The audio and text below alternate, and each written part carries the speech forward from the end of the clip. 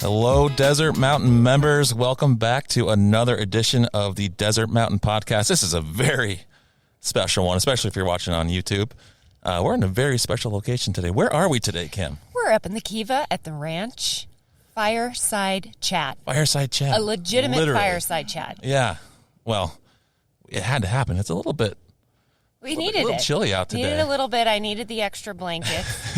And we're here up at the ranch today because all week long, we're taking a dive into the great outdoors. We've been all over the mountain today. I know. This week, really. Yeah. I mean, the mountain biking. Hiking, horseback riding.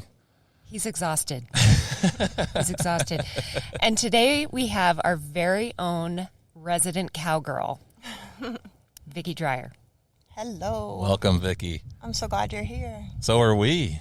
Who Glad. better to be the guest this week than Vicki? Absolutely. And so this week, again, all the outdoor activities that we have, I know that there are so many exciting horseback riding opportunities. We met with Teresa a few weeks ago and we thought, we need to spend a little bit more time just getting into the horse world, the equine world, all of those programs that you've put together for us, and learn a little bit more about you. And we can send all kinds of alerts and updates to our members about when to sign up for a certain horseback ride. But today we're going to spend a little time.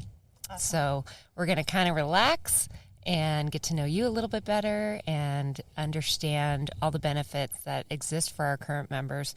We have so much to be grateful for, and having an on-site stable with yourself running the show up here is a wonderful amenity for us to have. I think the best. I agree. And I'm learning new things all the time about you. So before we jump into the horseback riding offering here in the mountain, tell us a little bit about what brought you to Desert Mountain. So in 2011, unfortunately, my son was killed in action in Afghanistan. And after a couple of years of struggling and hitting rock bottom, my husband very unmildly suggested that I get a job, which was kind of foreign to me because I've always worked from my home and trained horses. I've had a lot of clients. I'm a super hard worker, but I've never had a per se job. So Desert Mountain is officially my first real job, and I've been here I think I came in October of 2013, and I spent 3 years, approximately 3.5, at Outlaw. Out on the golf course. Out on the course, right? Golf course. Goodness. Yeah. What did you do over there? So the person that interviewed me, I told her that I was really honest, and I just said I need to heal. I need to be away from my house, and I said I can learn anything. I don't know what I could offer Desert Mountain, but she said, it sounds like you like being outdoors. So she put me on the beverage cart and at Outlaw, to where I will return soon for a big event. But at Outlaw, I learned to read again. I loved reading as a child, and life gets busy, and I didn't read so much. And I went back to college. I went to Black Mountain campus of Paradise Valley. And took some classes and studied on the golf course and became very close to a lot of the members here. Grew to know them and love them. And then it kind of transitioned from tables to stables. Tables to stables. Very nice. I mean, there's no better place to set up camp, literally, right, with these horse stables and this wonderful programming that you put together for us. So thank you for sharing that story with us. And I didn't know you were out on the golf course before today, so thank you for that. Yeah, we literally just found that out. I know. Right before we hit record, I think. Exactly. So, so your passion for military, you come from a military family as well. Your father's a veteran. My father's a Korean War vet. Wow. Very special times. And having the Teed Up for the Troops event, I see that you wear the hat.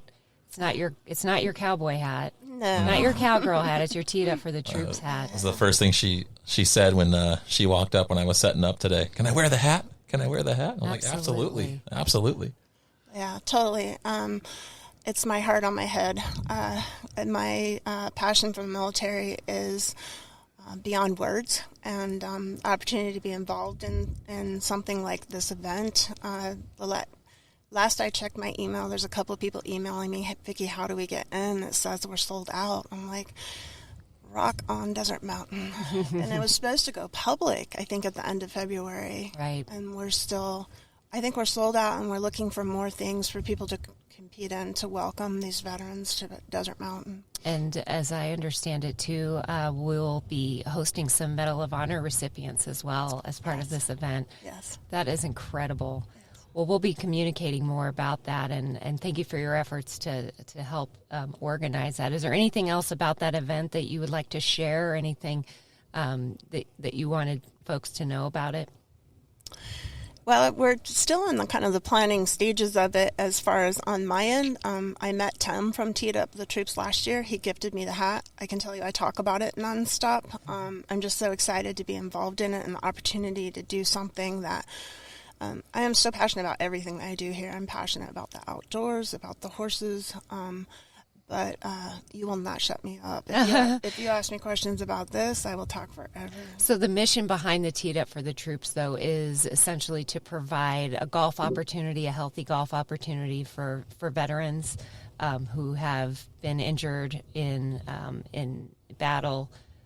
And so when we host this tournament, we'll be inviting veterans to come join us, and the money will go back to creating opportunities for these veterans. For sure. It's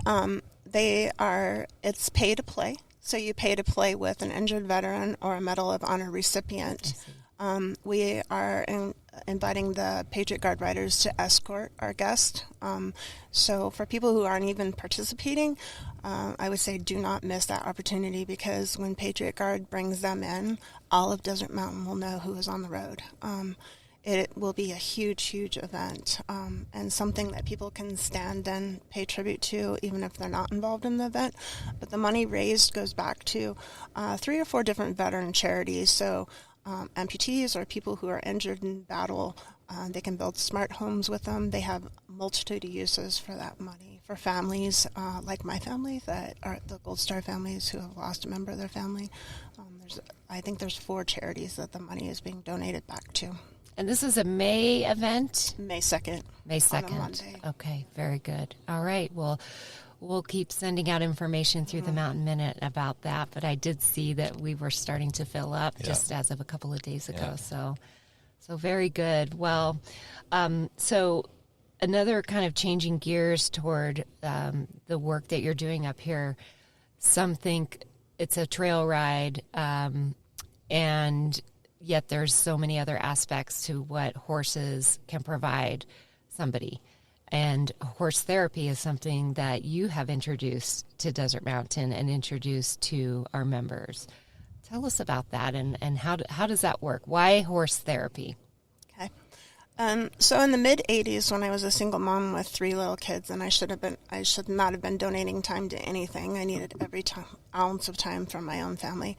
I was so drawn to what horses did in my own life that I began volunteering for Camelot, who is a local charity here in Scottsdale.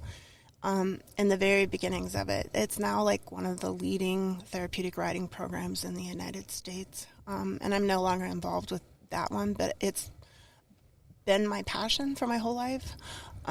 But it was hard. So I was certified through EGALA, a program where I can work with mental health providers as an equine specialist in 2013. I could have all the jobs in the world at that point for charity, and I did work for charity for a long time with another organization here in town. But just recently, this last year, I was certified as a life coach through equines. So all those years of experience of seeing what horses do and just being in their presence, I'm able to utilize a program where it's available to all of our members. And I can tell you it works for physical, emotional, medical needs. Just being in their presence, 1,000 pounds of always being in the moment. They have no capability of being judgmental or having a preconceived agenda. So they're 100% present with you. And their herd instinct by nature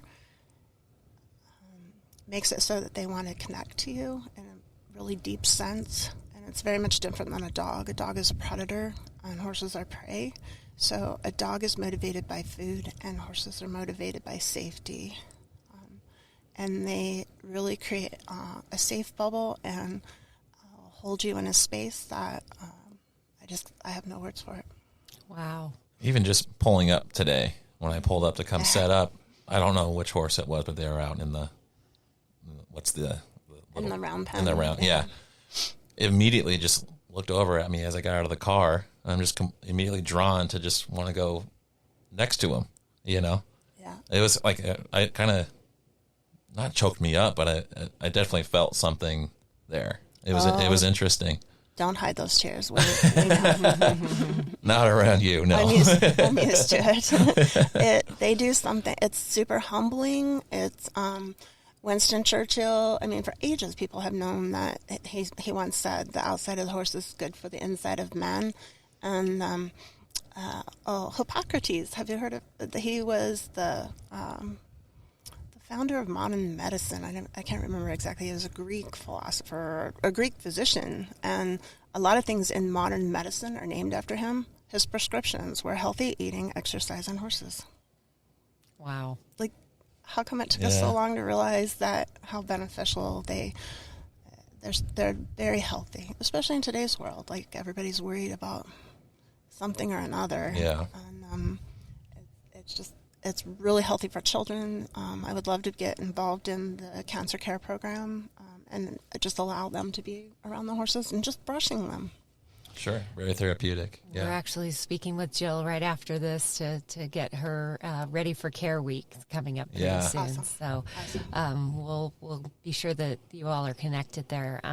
So wonderful. I had never thought of horses in that way, and so it's just a neat idea, and not surprising too that a place like Desert Mountain, when you speak to somebody like Arnaldo Cucuza, who oversees really our entire wellness program through the Sonoran, Desert Mountain certainly is known for its golf. There's no question about that. But the wellness opportunity that exists here is our biggest growth opportunity in our area where we can really explore and dig deeper into that. So bringing horse therapy into that makes perfect sense for a place like Desert Mountain.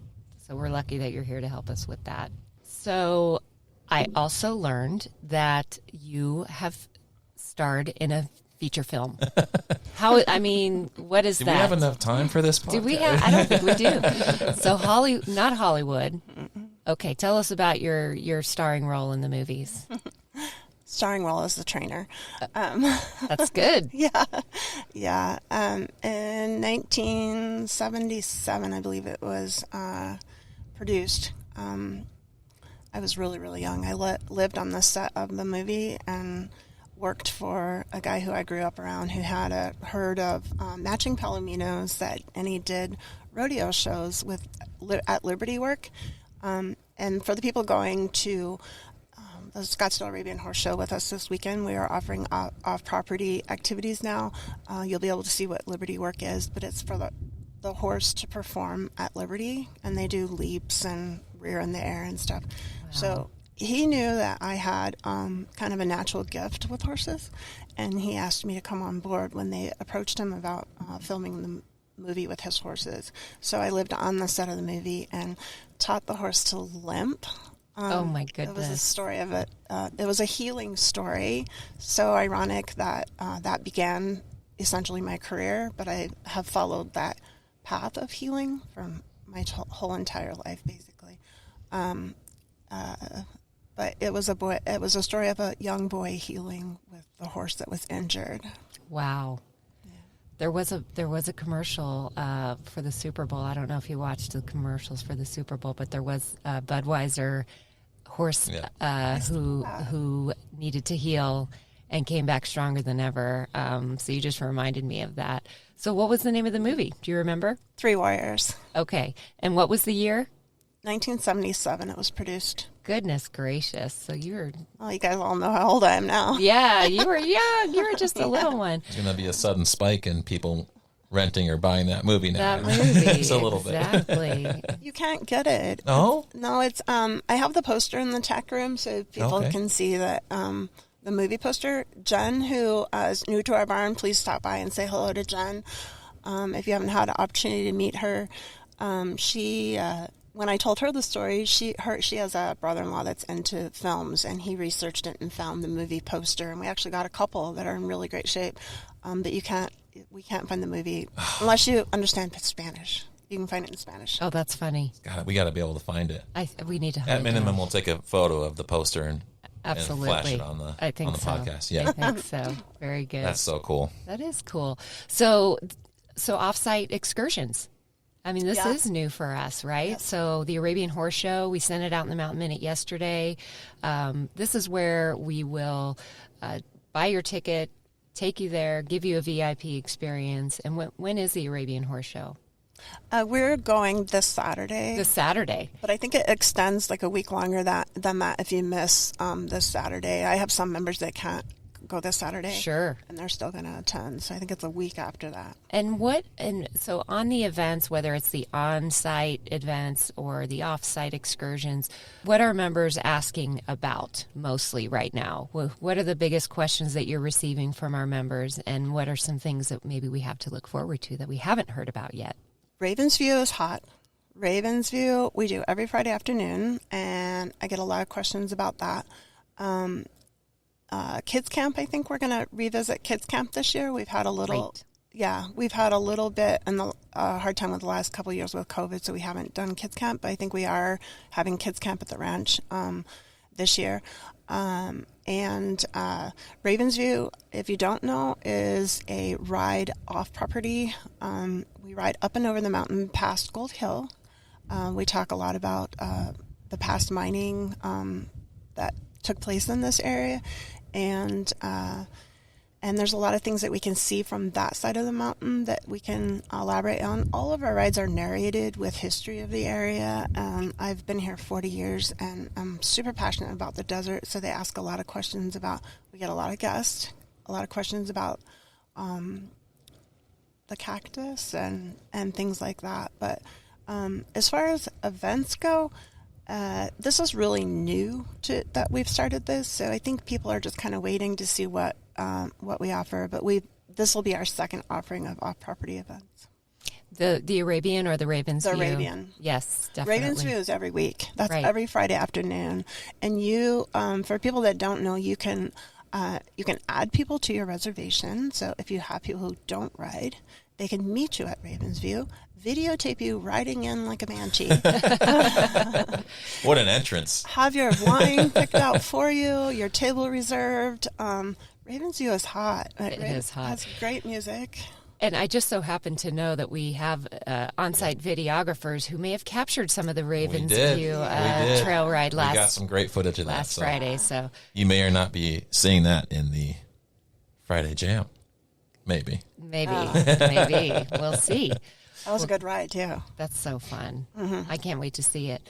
So then the certification, I understand you're going through some additional training and some more certification. What is that called? And tell us a little bit more about that. Okay. So in Japan, when the tiny island of Japan became super overpopulated and everybody was sitting at computers in front of their desk, a group of doctors noticed a serious decline in the health of their country, and they became interested in it. And they started studying. They took a group of people and took them into the woods and practiced meditation in the woods, and they studied what happened to the people. And there's a number of studies that validate this now. So it's called forest bathing. Okay. And it has nothing to do with bathing. I don't know. Okay. I didn't name it. Maybe it's just a mental wash. I know. There you go. But they are proving that the chemical that's produced by trees and some other plants, scientifically proven now that that chemical can become aerosol, and it's what makes you, it not only fights the fungus that are attracted to trees, it's produced in a battle against fungus, but it fights, they're now proving it fights cancer cells. Wow. Increases endorphins. It's the whole reason that you go for a walk in the woods and you walk out and go, wow, feel better. So nature provides so many things to us that I think COVID maybe has been a little bit of a reset to where we recognize the things in nature. And I'm very interested in all that. Okay, so the certification that you're in pursuit of now, Yes. we sort of have a forest. It's more of a saguaro forest. How does that apply to what you would like to bring to the members in the desert? So we do off-property events where we could visit. Arizona has the largest ponderosa pine forest in the world. And we could implement it into some off-property events. But I asked during the sign-up and I had to apply and be accepted. And I think my equine background with the therapeutic end of it helped me be accepted into the program. So it will tie in nicely. Mm-hmm. But I asked specifically, how would I be able to use it at Desert Mountain? And she said, there is no limit. So in the Bible, there's a verse that says, if you lack faith, look to creation. And creation is simply amazing to me. I talk a lot on the rides about the things that I know from 40 years of living here, but simple things like cacti bloom in succession. Tell me more. So we don't have a lot of pollinators here. And if you do see bees here, it's usually a drone or lay down on the golf course because there's a lot of them. But you don't see bumblebees flying around pollinating. You don't see a lot of butterflies. We're a dry climate. So this spring, this will be something for you to look for. They'll start, it's usually the hedgehog that I see here with a giant fuchsia bloom.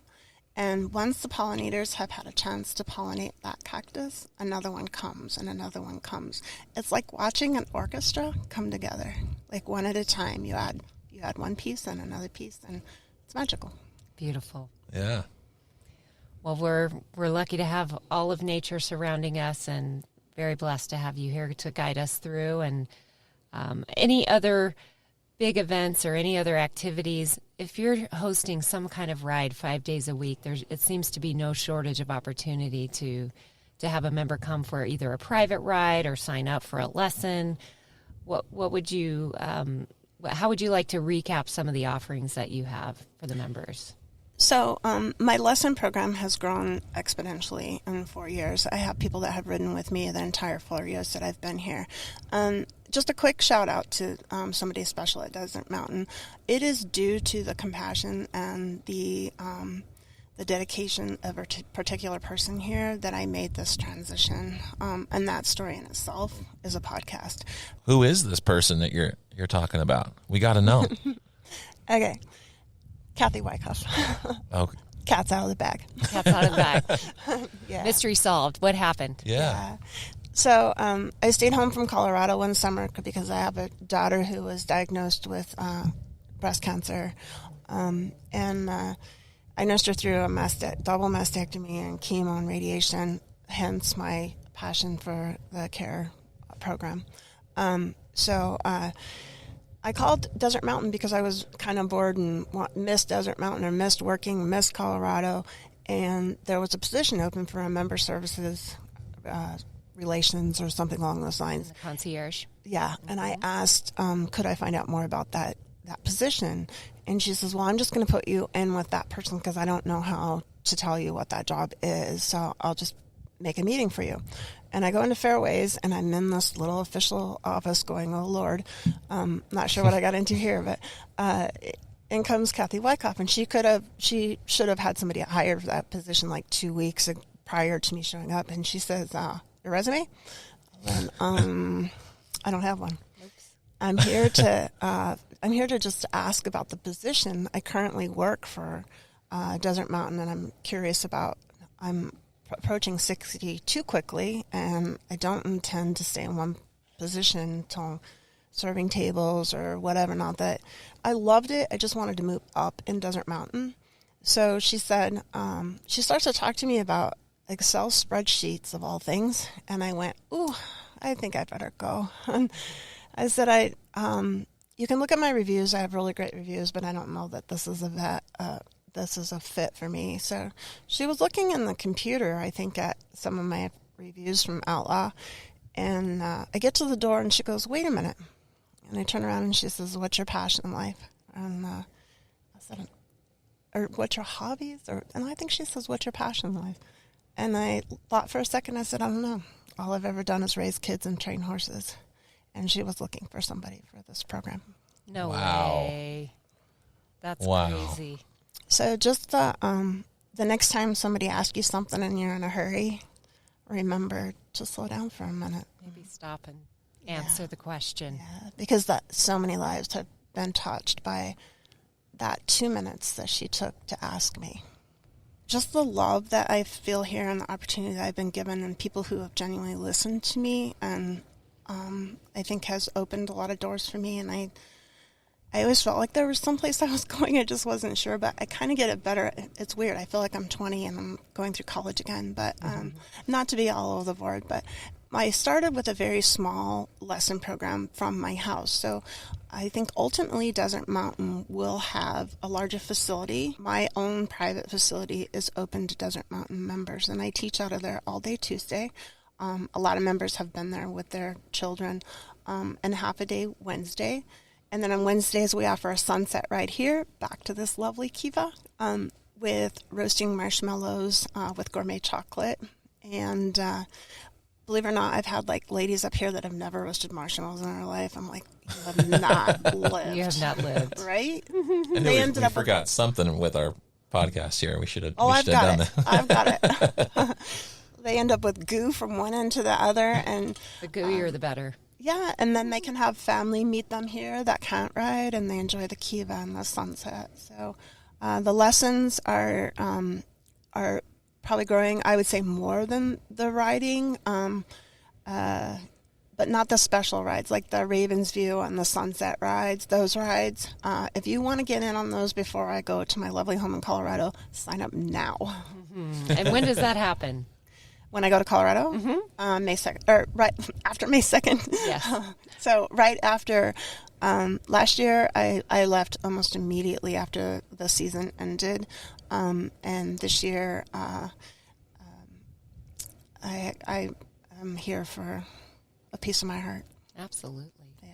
Well, good. So we've got a few months of the spring season to celebrate and enjoy the trails, whether they're here on property or any of those off-site opportunities. I know you took some members off to the Cowgirl experience a few weeks ago, which I know came back with rave reviews. So my advice to our members, if you want to learn more about our horseback riding opportunities and anything here on the trails, is to stay tuned to the Mountain Minute, visit the trails page and the Outdoor Adventures page on the website, and contact us. Ask questions. We're here. We've got plenty of opportunity for everybody.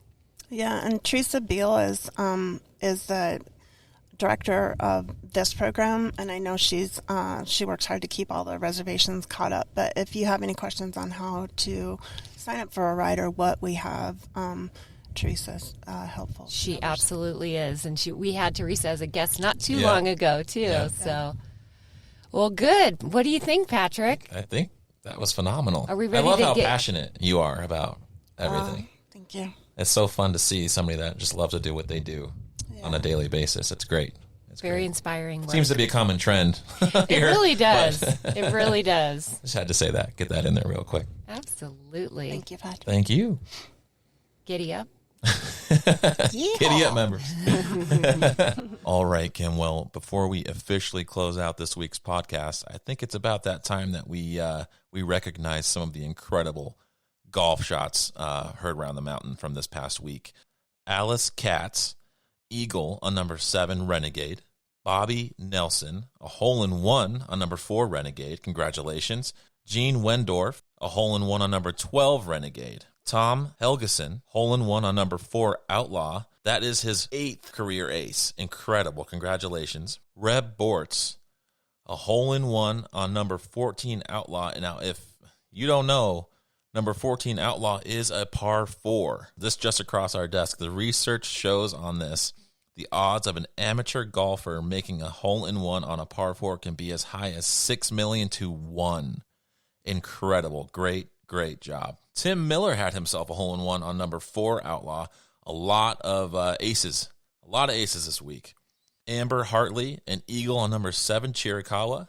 That was her first career Eagle. Stephen Jenkins had himself an Eagle on number 1, Apache. Sandy Snegriff Muller accomplished a hole-in-one on number 3 at 7. Mike Bloss had a hole-in-one on number 2, Cochise. Steve Letourneau, a hole-in-one on number 2, Cochise. And to round it out, another ace, Paul Vandenbosch, a hole-in-one on number 7, Cochise. So there you have it. A lot of aces this week. Congratulations to all the members on that.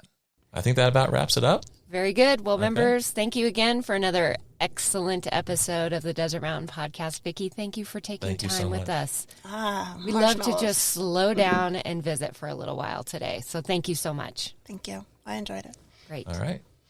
That'll do it. Until next week with Jill. That's right. Yeah. Tune in next week. We'll have Jill Porcelano from CARE. Yes. To talk about all things CARE related. All things CARE. All right. Thank you, Patrick. Thank you, Kim. Thank you, Vicki. Thank you. Bye-bye.